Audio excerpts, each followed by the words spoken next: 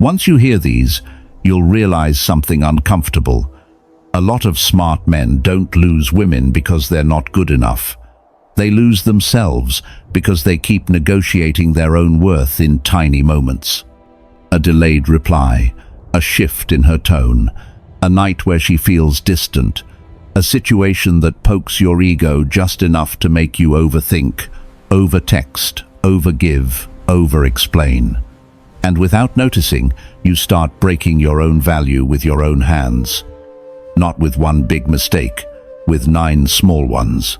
Because intelligence doesn't protect you in relationships, self-command does. Stoicism was never about being cold. It was about being unshakable, clear enough to love, disciplined enough not to abandon yourself to be chosen. Marcus Aurelius wrote, "You have power over your mind, not outside events." In dating, that means her moods, her attention, her timing, those are outside events. If they control your behavior, you're not leading, you're reacting. And the more you react, the more you teach people how to treat you. So here's the question you have to face before any advice matters. When you're with a woman, what is actually driving you, love, or the fear of being left? Today, we'll walk through 9 mistakes smart men make with women and the Stoic correction for each one. Not to manipulate, not to win, but to rebuild your mind, your boundaries, and your quiet confidence so you stop chasing, stop performing, and start showing up like a man who belongs to himself. Right now, ask yourself, am I acting from self-respect or from panic? 1. Don't neglect your purpose for her. It rarely looks dramatic at first. It looks harmless. You meet her, you feel that pull, and you tell yourself, I'll just rearrange a few things. 1 skipped workout, 1 postponed task, 1 late night that turns into a new routine. You start making your life flexible so she can fit into it more easily. And without noticing, your goals begin to orbit her schedule. This is where smart men quietly lose their center, not because she asked you to, but because you offered it. You traded your structure for closeness, thinking it would build intimacy. But your purpose is your spine. And when you keep bending your spine to stay liked, you don't become more loving, you become less grounded. Epictetus said, "No man is free who is not master of himself." That isn't just about work ethic, it's about emotional sovereignty. If one text can pull you away from your discipline, if one mood shift can override your plan, then you're not leading your life. You're being led. And here's the psychology beneath it. Attention gives quick dopamine. It feels like warmth, like certainty, like relief. But dopamine is a loud reward. Purpose is a quiet reward. So the brain starts choosing signals over meaning. You call it love, but often it's loss of direction disguised as devotion. The paradox is brutal. The more you neglect your mission for her, the less valuable you appear. Even if she enjoys the attention, something in her registers it. Your path is fading. Your spine is softening. So practice this. The 24-hour non-negotiable. Every day, protect one action that serves your purpose. Training, learning, focused work, one block that does not move. Even if she texts, even if she's available, even if it feels uncomfortable. This isn't distance, it's self-respect. Because a man with a path doesn't need anyone to pull him upright. He's already standing. 2. Don't make her your source of happiness. This one is subtle, and that's why it's dangerous. Your mood starts sinking to her attention. When she texts, you feel light. When she laughs, you feel alive. And when she goes quiet, something inside you drops. Your chest tightens. Your thoughts race. Your day loses color. Without realizing it, you've handed her the controls to your inner world. Making someone the source of your happiness is like giving the keys to your house to a stranger and hoping they never leave. The moment they do, you're locked out of your own peace. and that's not love. That's emotional dependency, wearing a romantic mask. Seneca warned us clearly, "He who depends on another for his happiness makes himself vulnerable." Stoic happiness was never meant to be outsourced. It's an inner construction. A stable ground you stand on before anyone ever enters your life. Psychologically, what's happening here is called external regulation. Instead of calming your nervous system from within, you use another person to do it for you. Their texts soothe you. Their approval steadies you. Their absence destabilizes you. Over time, the brain becomes addicted to that regulation. And where there is addiction, fear is never far behind. Fear of silence. Fear of loss. Fear of being replaced. That fear leaks into your behavior. You cling, you overgive, you perform, and the more you do, the more your center drifts away from you. Here's a grounding practice, the two-source rule. Every day, make sure you have at least two sources of well-being that don't involve her or anyone else. One rooted in discipline, movement, work, learning, and one rooted in stillness, solitude, reflection, journaling. 20 minutes of movement, 10 minutes of silence. Enough to remind your nervous system that you are safe inside yourself. Love is meant to add light to your life. It is never meant to replace the sun. 3. Never chase. Chasing rarely looks desperate from the inside. It feels reasonable, logical, even romantic. You send a second message because she hasn't replied yet. You suggest another day because she says she's busy. You explain yourself more clearly, just in case she misunderstood. You tell yourself you're being proactive, mature, interested. But beneath all of that is one signal your nervous system is sending: panic. Chasing is what happens when silence feels unbearable, when uncertainty feels like a threat, when your sense of worth starts leaning forward, trying to be chosen. It's like running after a train that's already leaving the station. The faster you run, the smaller you feel. And the train doesn't slow down, it just confirms that you're chasing it. Marcus Aurelius gave a simple rule: if it is not right, do not do it. If it is not true, do not say it. Chasing from fear is neither right nor true. It isn't aligned with dignity. It isn't aligned with self-command. It's motion without direction. Psychologically, this loop is powered by intermittent reinforcement. When attention comes inconsistently, sometimes warm, sometimes absent, the brain becomes obsessed with restoring the reward. The unpredictability hooks you. You don't chase because you want her. You chase because your nervous system wants relief. And the more you chase, the more you teach yourself and her that your calm depends on her response. So practice this instead, the one message policy. You express interest once, clearly, calmly, no double texting, no follow-up explanations, no emotional footnotes. Then you stop and observe behavior, not hope. If interest is mutual, energy meets you halfway. If it isn't, chasing will never turn it into respect. Stillness is not indifference. Stillness is how you say, without words, I don't beg to be chosen. 4. Don't apologize for your standards. Many men don't struggle because they lack standards. They struggle because they feel guilty for having them. You want peace instead of drama, respect instead of sarcasm, honesty instead of games. And yet, when you say these things out loud, a strange hesitation shows up.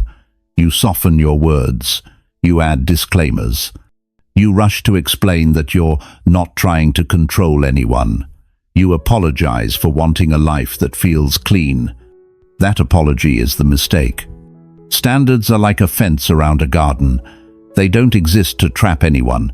They exist to protect what you're growing. Without a fence, everything wanders in. Confusion, disrespect, chaos. And then you wonder why nothing thrives. Epictetus put it simply: first say to yourself what you would be, and then do what you have to do. Your standards are not demands placed on others. They are declarations about who you choose to be. When you apologize for them, you tell the world that your values are negotiable. Psychologically, this comes from people-pleasing. The fear that if you hold the line, you'll be left. So you blur boundaries to stay connected. But boundaries aren't control. They're self-respect made visible. They don't force anyone to comply. They clarify what you will and won't participate in. Here's a grounded practice. Write down 3 non-negotiable standards in behavioral terms, not ideals. Behaviors. For example, respect means no mocking, no threats of leaving, no silent punishment. Peace means calm communication, not emotional volatility. Honesty means consistency between words and actions. You don't need to argue these standards. You don't need to defend them. You live them. And you leave situations that don't align. Because real boundaries don't require debate. They require consistency. 5. Don't react emotionally to her tests. At some point, the energy shifts. She pulls back a little. She makes a sarcastic comment. She questions your ambition. She flirts just enough to see if you'll flinch. And suddenly, you feel that heat rise in your chest. You snap back. You defend yourself. Or worse, you start doubting who you are. That reaction is the test, and reacting emotionally is how most men fail it. You don't need to calm the ocean. You need to become the anchor. Marcus Aurelius wrote, "Choose not to be harmed, and you won't feel harmed." That doesn't mean ignoring everything or tolerating disrespect. It means refusing to let someone else's emotions hijack your steering wheel. The moment your reaction takes over, you've handed away control. Psychologically, this is what's called an amygdala hijack.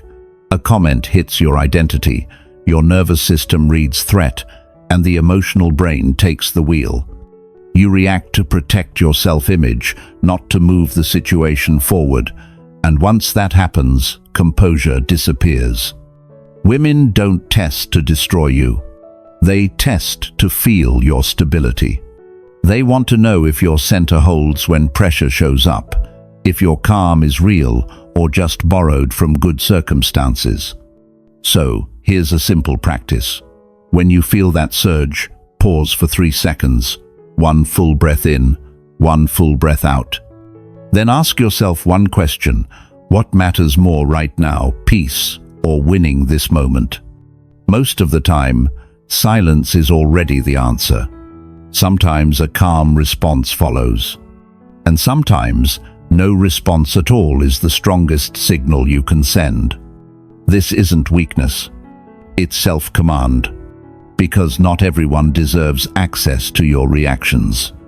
And the man who chooses when to respond is the man who cannot be easily moved. 6. Don't compete for her attention. You're in a room together. She laughs with another guy. She turns her body away for a moment, and something tightens in you. Your voice gets louder. Your jokes get sharper. Your gestures get bigger.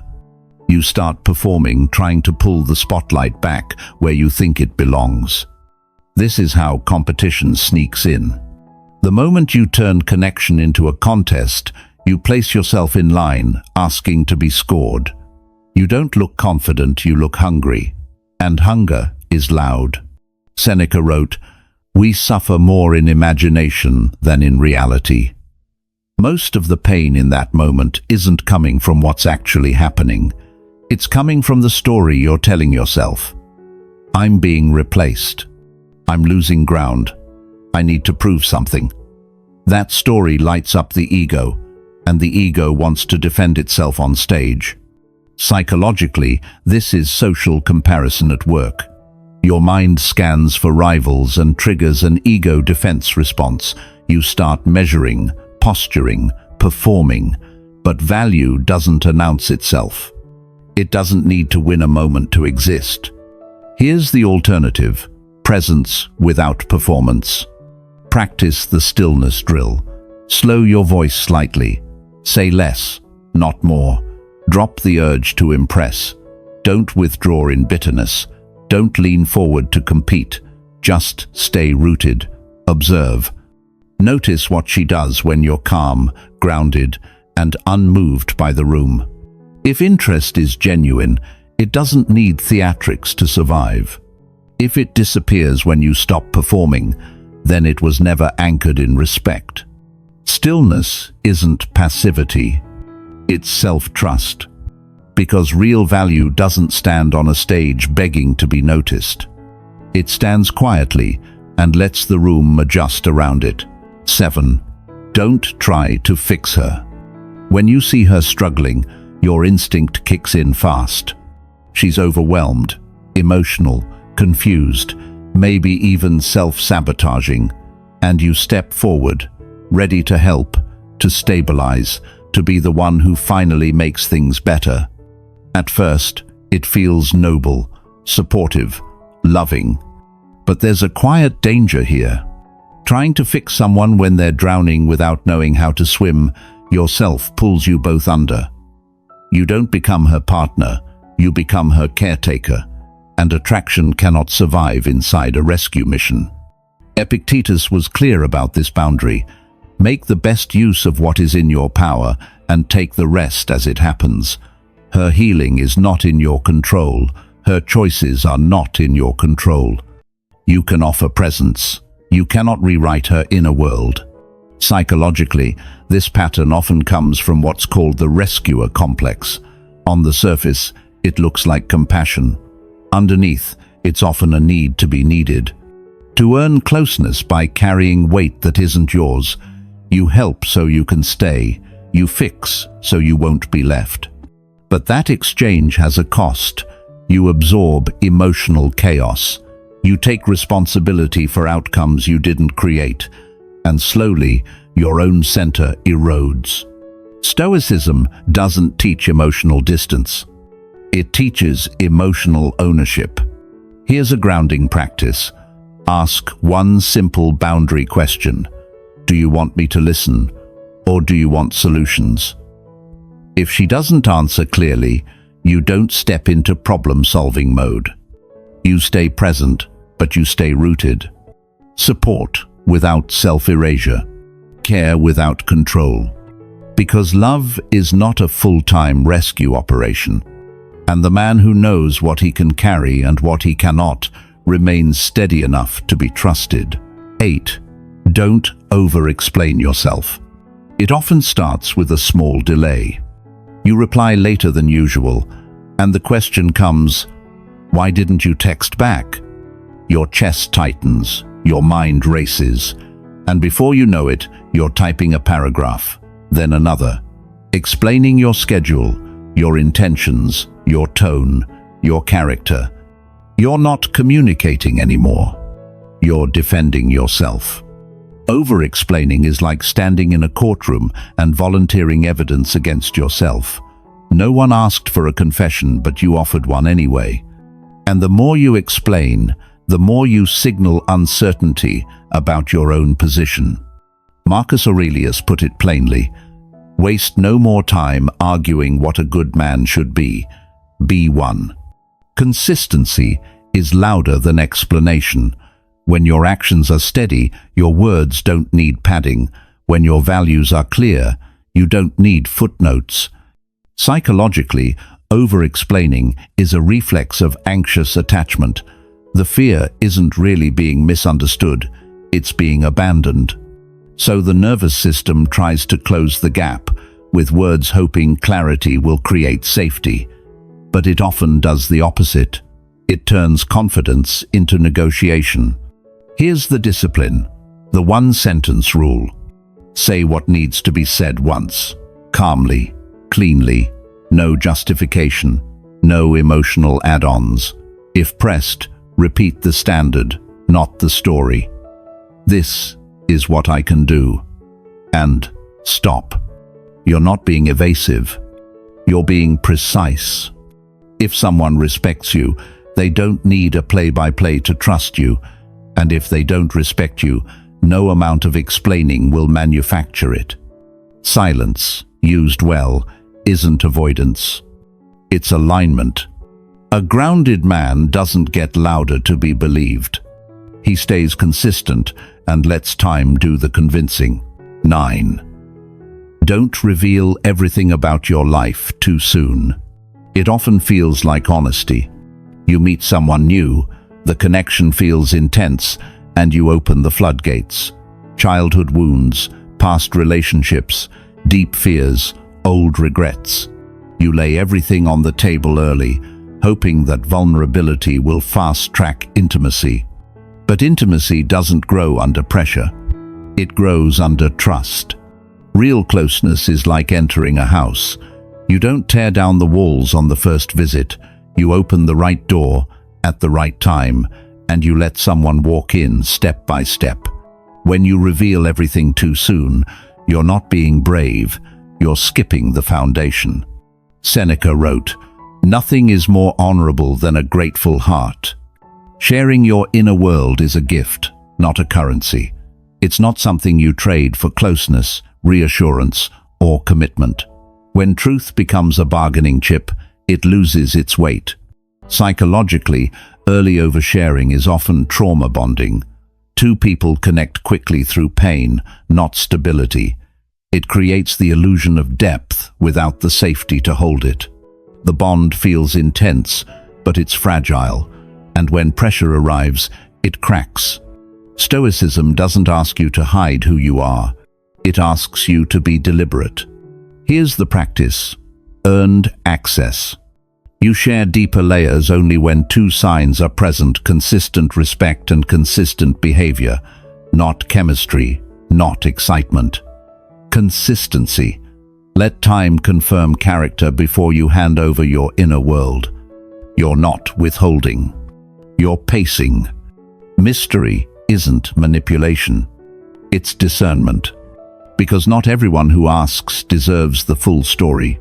And the man who values his truth doesn't rush to give it away. If you step back and look at what we just walked through, you'll notice this was never really about women. It was about you. About how a man quietly betrays himself, one small choice at a time, until he wakes up and realizes he's been negotiating his own worth for attention.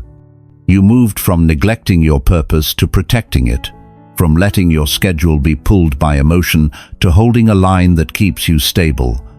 You stopped making her your source of happiness and started building peace from within. You stopped chasing because you saw what chasing really is: panic disguised as effort. You stopped apologizing for your standards because you remembered standards are not control, they're self-respect. You stopped reacting emotionally because you understood composure is leadership. You stopped competing for attention because value doesn't perform.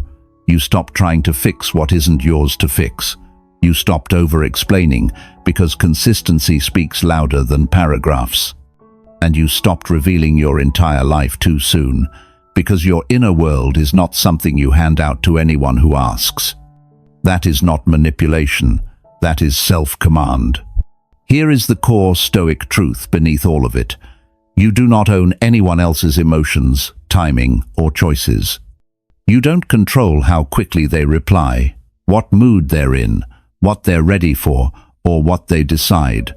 What you own fully is how you show up, your discipline, your standards, your response, your integrity. Marcus Aurelius said, "The happiness of your life depends upon the quality of your thoughts." And the thought that destroys many good men is this: I need her approval to be okay. The thought that rebuilds you is this: I belong to myself. So here's your closing practice. For the next 7 days, choose one mistake per day and train the opposite like a discipline. One day, no chasing. One day, no over-explaining. One day, protect your purpose. One day, hold your standard without guilt.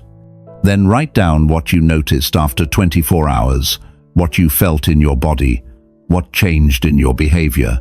What became quieter in your mind?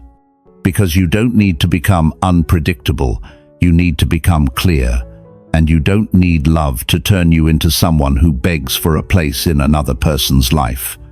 If you want more Stoic guidance like this, clean, deep, and free of games, stay with Stoic Current.